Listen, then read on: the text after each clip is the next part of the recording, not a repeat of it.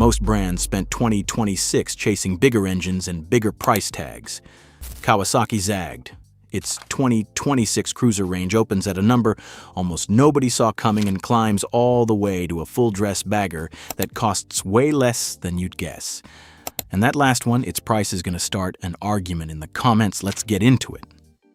Kawasaki W175 LTD. Start with the price, because the price is the entire story. $2,999. For that, Kawasaki hands you a genuine, full-sized retro cruiser, round headlight, teardrop tank, pea-shooter exhaust, the works, at a number that undercuts almost everything with two wheels and a real motorcycle license attached. This thing landed in US dealers in June, and frankly, almost nobody saw it coming. Powering it is a 177 cubic centimeters air-cooled single making 13 horsepower. Now, translate that honestly. This is not a highway bike. 13 horses means you're the king of the 35 to 45 miles per hour back road and the downtown grid, not the on-ramp to the interstate, but that's exactly the point. For a brand new rider, a college kid, or someone who wants a stylish, dead simple commuter that sips fuel, it's perfectly judged. Light, under 300 pounds, with a low 30.7-inch seat, it's about as unintimidating as a real motorcycle gets. Here's the catch you need to know about. The rear brake is a drum, not a disc.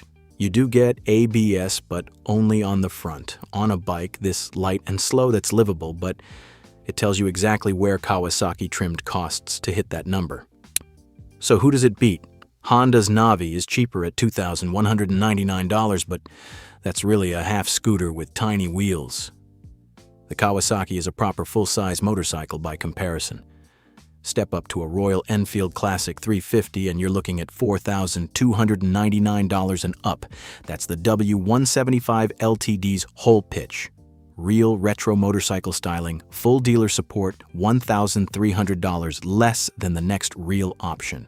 Why is it leading this list? Because in a market where the average new bike costs 5 figures, a major brand quietly launching a sub-$3,000 cruiser is the kind of curveball nobody had on their radar. Stick around, though. At the other end of this lineup is a bike that costs nearly 7 times as much. Kawasaki Eliminator. Here's a problem that's haunted new riders forever. You want the long, low, laid-back cruiser look, but every real cruiser is heavy. Tall in the tank, expensive, and honestly a bit of a handful at a stoplight. The Eliminator is Kawasaki's answer to that exact frustration. Underneath, the slammed cruiser bodywork sits a 451 cubic centimeter parallel twin pulled straight from the Ninja 500 sport bike, making around 45 horsepower. That combination is the magic trick. You get cruiser styling and a 28.9-inch seat that lets almost anyone flat-foot it, but with an engine that actually revs and pulls with some enthusiasm instead of lazily chugging. It's a cruiser that doesn't feel like it's stuck in slow motion. Pricing starts at $6,499, with an ABS version at $6,799 and a loaded SE ABS at $7,099 that adds a small headlight cowl, a USB outlet, and nicer details. For a brand new, fuel-injected Japanese cruiser with a digital dash, that's a sharp number. The honest weakness? It's a 451cc twin wearing cruiser clothes. Get it on the highway at 75, and it's buzzier and busier than a big lazy V-twin would be. You feel the engine working. And the suspension is basic, so rough pavement gets communicated straight to your spine. Its natural rival is the Honda Rebel 500, which also runs about $6,499. The Rebel is the trendier, more customizable name, but the Eliminator's longer wheelbase and revier twin give it a slightly more motorcycle, less starter bike feel. Personally, I think the Eliminator is the more interesting ride of the two. It just doesn't have the Rebel's cult following yet. It belongs here because it's proof you don't need 900cc and $12,000 to get a genuinely good-looking, genuinely fun cruiser. Kawasaki Vulcan S? A rider who's been told their whole life they're too short or too tall for a proper cruiser. That's the rider the Vulcan S was built for, and it's the bike's secret weapon. Kawasaki's ErgoFit system gives the Vulcan S 18 different configurations of seat, handlebar, and foot peg placement. so a 5'2" rider and a 6'3" rider can both dial it in to fit like it was tailored for them. Pair that with a 649cc parallel twin making roughly 61 horsepower, and you've got a sport cruiser that's both genuinely accommodating and genuinely quick. This is the one on the list that'll actually keep a sport bike rider entertained on a twisty road. It opens at $7,649 with ABS and a cafe version available further up. For a mid-size cruiser with this much real-world performance and adjustability, that's fair money. But let's be straight about the trade-off. This is a parallel twin, not a big rumbling V-twin. If the soundtrack and the lazy torque of a classic cruiser are what you're chasing, the Vulcan S will leave you a little cold. It's smoother and more clinical than soulful. Some riders love that, traditionalists won't.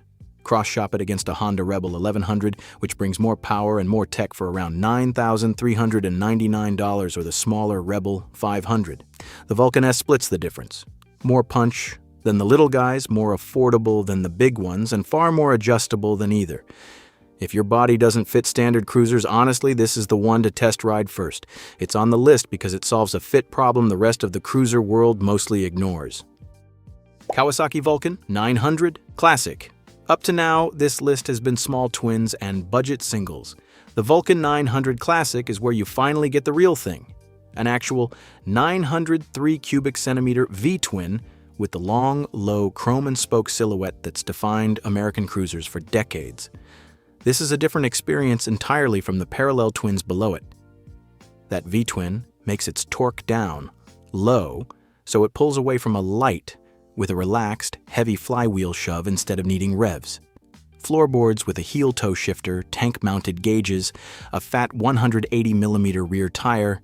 It nails the traditional cruiser feel that the Eliminator and Vulcan S only style reference. At $9,599, it's the cheapest way into a genuine middleweight V-twin from a major brand. Now, the reality check, because there's a big one. This platform has been around since 2006, and it shows. You're getting about 51 horsepower out of 903 cubic centimeters. Modest. And there's no ABS option at all, which in 2026 is a real omission on a bike this size. It's charming, but it's old. The comparison that stings is the Honda Rebel 1100, roughly the same money at $9,399, which gives you more power, a slick optional automatic transmission, and modern electronics. The Vulcan answers with classic looks and that old-school V-twin character the Honda can't quite replicate. So, it comes down to taste. Do you want modern and capable, or traditional and characterful? It earns its spot as the lineup's honest, no-frills entry into real V-twin cruising. Flaws and all. Kawasaki W800 ABS. Now, for the one that doesn't quite make logical sense on paper, yet I completely understand why people buy it. The W800 is Kawasaki's premium retro, a 773cc air-cooled vertical twin, styled to look like it rode straight out of 1965, when Kawasaki's W1 first took on the British twins. Everything here is about authenticity over numbers. The air-cooled twin, the bevel gear cam drive, the slim classic profile, the genuine 60s lines. This is a bike you buy because it makes a slow Sunday ride feel like an occasion. It's the most vintage British roadster experience you can get with a modern warranty, fuel injection, and ABS quietly built in. But that authenticity costs you $10,699. And that's the rub. For that money, you're paying a clear premium for heritage and finish, not for raw performance. And a 773 cubic centimeters air-cooled twin is relaxed, not fast, and it'll feel leisurely next to anything sporty.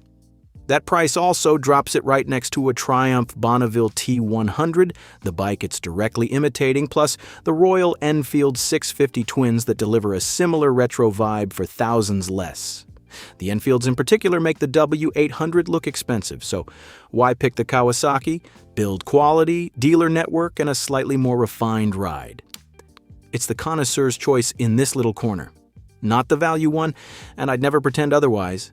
It's on the list because it's the cruiser-curious rider's gateway to true classic styling, and nothing else Kawasaki sells feels quite like it. Kawasaki Vulcan 1700. Vaquero ABS. And here's the one this whole list has been building toward. Everything before it was about value, fit, or charm. The Vaquero is about presence. A full dress, 1700cc bagger that costs $19,999 and looks every bit of it. This is the big mile machine. A 1700 cubic centimeters, 52-degree V-twin churns out the kind of effortless highway torque that turns a 500-mile day into a non-event. You get a frame-mounted fairing that punches a real hole in the wind, sealed hard saddlebags, electronic cruise control, and an honest-to-goodness AM/FM weather audio system with Sirius XM capability. The genuine 2026 update worth flagging, ABS is now standard equipment, which on an 800-pound-plus bagger is exactly where you want it. The catch is right there in the spec, though. This platform is old, it's heavy, and it drinks fuel. It doesn't have the modern rider aid suite, the adaptive cruise, or the touchscreen infotainment that the newest baggers are starting to flaunt. It's a proven, comfortable, slightly dated cruiser, not a cutting-edge one, but look at what it's up against. A Harley-Davidson Road Glide or an Indian Challenger, its direct bagger rivals start thousands of dollars north of $20,000 and climb fast from there. The Vaquero delivers the fairing, the bags, the audio, and that thumping big V-twin for genuinely less money. If you want to roll up to the rally on a full bagger without taking out a second mortgage, this is the value play, full stop. That's exactly why it caps the list. It's the most bike for what's quietly a sharp price in its class. That's the 2026 Kawasaki Cruiser Ladder, $2,999 to $19,999 with a real bike at every rung. My money's on the Vaquero for sheer bang for buck, but the $2,999 W175 LTD is the one that'll be remembered. It makes "I can't afford a bike" a tough excuse. Your turn. Which one's parking in your garage and which one's overpriced? Tell me below. And hit subscribe for more Straight Talk breakdowns.